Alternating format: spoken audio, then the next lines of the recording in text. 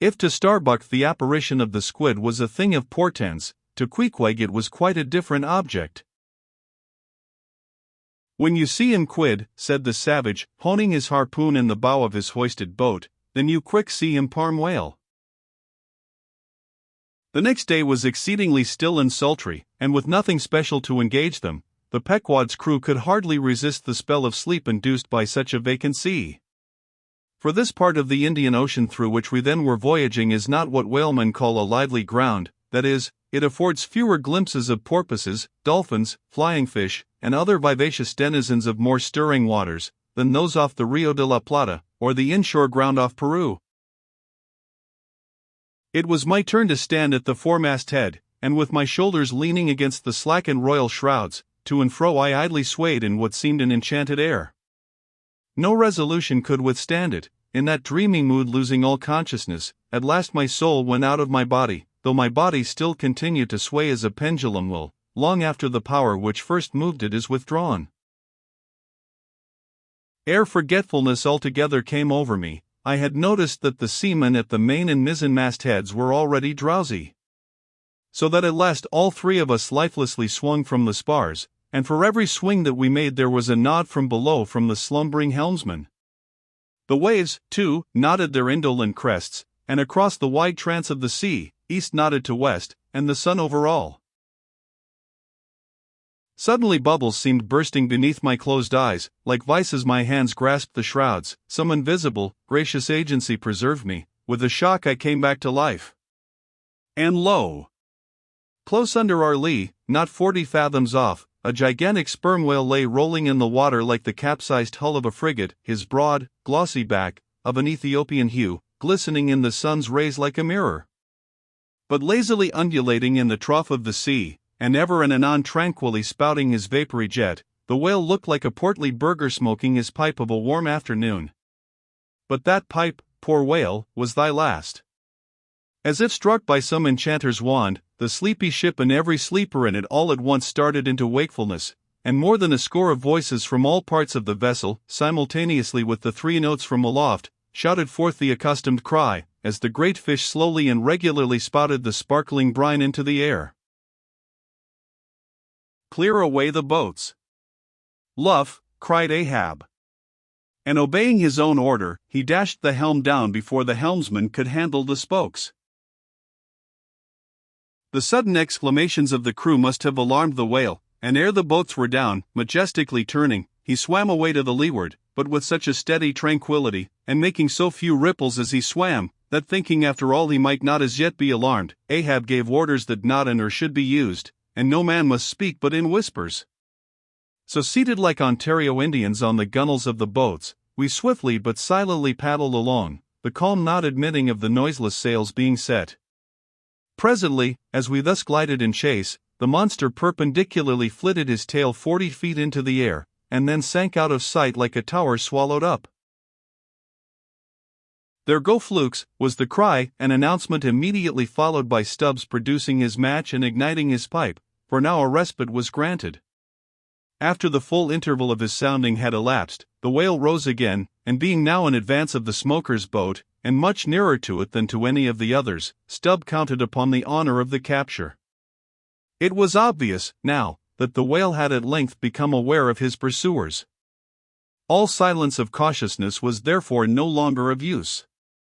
Paddles were dropped, and oars came loudly into play. And still puffing at his pipe, Stubb cheered on his crew to the assault.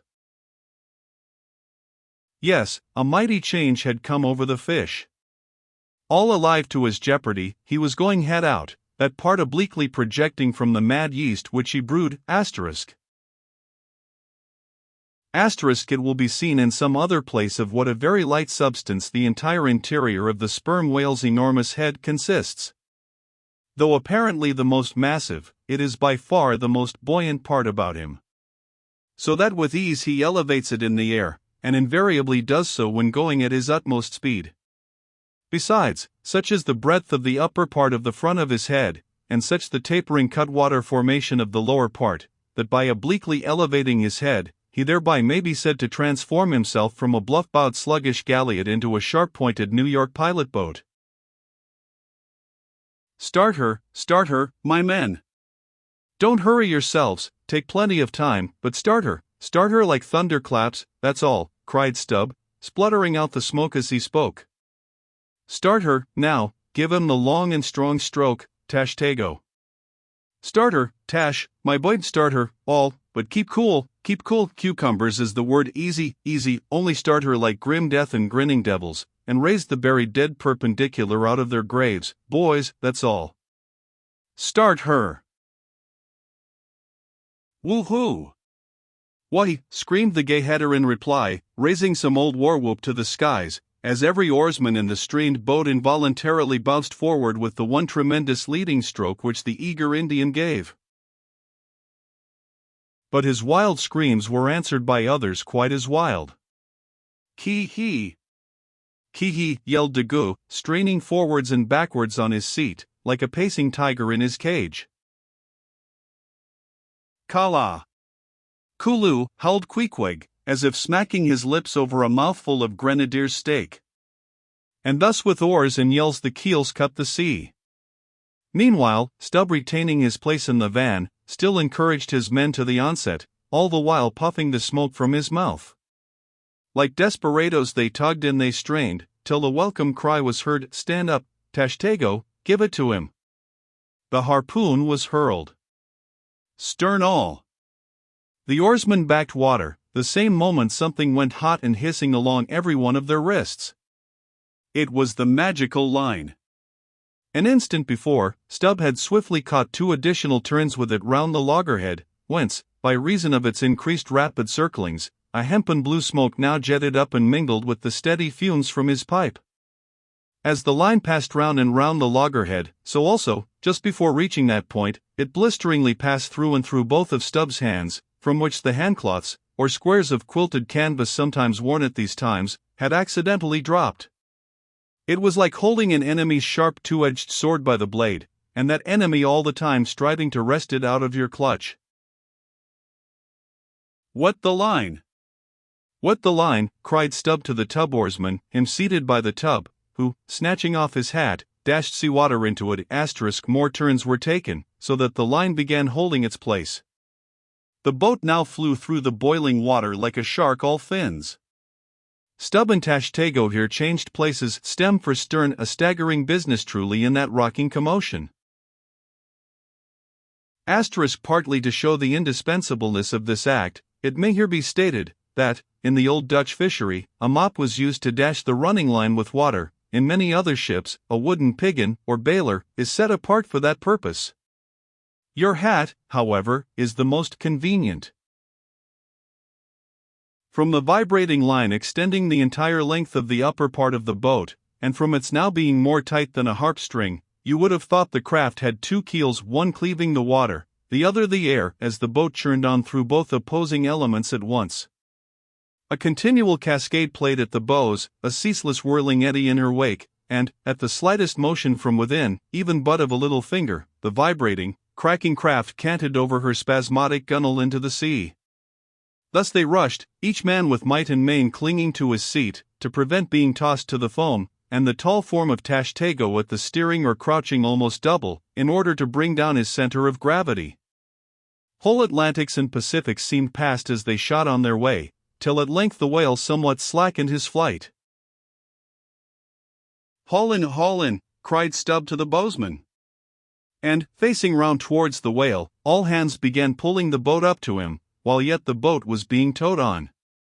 Soon ranging up by his flank, Stubb, firmly planting his knee in the clumsy cleat, darted dart after dart into the flying fish. At the word of command, the boat alternately sterning out of the way of the whale's horrible wallow, and then ranging up for another fling. The red tide now poured from all sides of the monster like brooks down a hill. His tormented body rolled not in brine but in blood, which bubbled and seethed for furlongs behind in their wake. The slanting sun playing upon this crimson pond in the sea, sent back its reflection into every face, so that they all glowed to each other like red men. And all the while, jet after jet of white smoke was agonizingly shot from the spiracle of the whale, and vehement puff after puff from the mouth of the excited headsman, as at every dart, hauling in upon his crooked lance, by the line attached to it, Stubb straightened it again and again, by a few rapid blows against the gunwale, then again and again sent it into the whale. Pull up, he now cried to the bowsman, as the waning whale relaxed in his wrath. Pull up, close to, and the boat ranged along the fish's flank. When reaching far over the bow, Stubb slowly churned his long sharp lance into the fish, and kept it there, carefully churning and churning, as if cautiously seeking to feel after some gold watch that the whale might have swallowed, and which he was fearful of breaking ere he could hook it out. But that gold watch he sought was the innermost life of the fish. And now it is struck, for, starting from his trance into that unspeakable thing called his flurry, the monster horribly wallowed in his blood, overwrapped himself in impenetrable, mad, boiling spray, so that the imperiled craft, instantly dropping astern, had much ado blindly to struggle out from that frenzied twilight into the clear air of the day. And now, abating in his flurry, the whale once more rolled out into view, surging from side to side, spasmodically dilating and contracting his spout hole, with sharp, cracking, agonized respirations. At last, gush after gush of clotted red gore, as if it had been the purple lees of red wine, shot into the fright air, and falling back again, ran dripping down his motionless flanks into the sea. His heart had burst. "He's dead, Mr. Stubb," said Daggoo. Yes, both pipes smoked out, and withdrawing his own from his mouth, Stubb scattered the dead ashes over the water, and, for a moment, stood thoughtfully eyeing the vast corpse he had made.